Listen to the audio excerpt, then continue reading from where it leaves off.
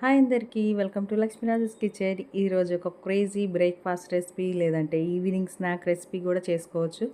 రవ్వ దోశ చేసుకోబోతున్నామండి. చాలా సింపుల్గా చేసుకోవచ్చు. ముందుగా ఒక పెద్ద కప్పు రవ్వ తీసుకోండి. 3 టేబుల్ స్పూన్లు బియ్యం పిండి, 3 టేబుల్ స్పూన్లు గోధుమ పిండి తీసుకోండి. ఇప్పుడు ఈ పిండిలోకి ఉల్లిపాయలు, పచ్చిమిరపకాయలు, సాల్ట్, జీలకర్ర, కొత్తిమీర, కరివేపాకు, మీకు ఇష్టం ఉంటే పుదీనా లేదంటే అల్లం ముక్కలు లేదంటే అల్లం వెల్లుల్లి పేస్ట్ ఏవైనా వేసుకోవచ్చు. కొంచెం ఆయిల్ ఇవన్నీ వేసుకొని మీకు ఇష్టం ఉంటే ఇందులో పెరుగు కూడా వేసుకోవచ్చు, లేదంటే స్కిప్ చేసుకోవచ్చు. ఇవన్నీ వేసుకొని బ్యాటర్ని బాగా కలిపి ఒక 2 గంటలు నాననివ్వాలి. 2 గంటల తర్వాత చూడండి పిండి చక్కగా నానింది.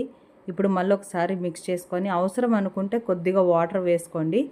ఇంకా బ్యాటర్ రెడీ అయిపోయింది. ఇప్పుడు స్టవ్ ఆన్ చేసుకొని దోశ పెంక పెట్టేసుకొని కొద్దిగా ఆయిల్ ఆనియన్తో ఇలా అప్లై చేసిన తర్వాత కొంచెం పల్చగా ఇలా వీడియోలో చూపిస్తున్న విధంగా దోశ వేసుకోండి. మీడియం ఫ్లేమ్ పెట్టుకుంటే చాలు. చూడండి ఎంత ఈజీగా వేసుకోవచ్చు దోశ.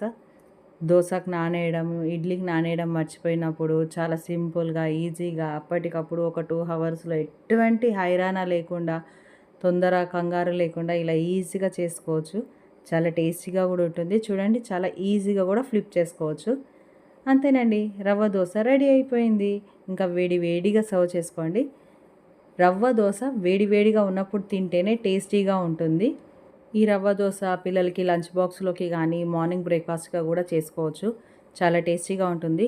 రవ్వ దోశ వేడి వేడిగా ఉన్నప్పుడు ఎంజాయ్ చేస్తేనే చాలా టేస్టీగా ఉంటుంది. మామిడికాయ పచ్చడి కాంబినేషన్లో ఇంకా బాగుంటుంది. వీడియో నచ్చితే లైక్, షేర్ అండ్ సబ్స్క్రైబ్ చేసి నన్ను సపోర్ట్ చేయండి.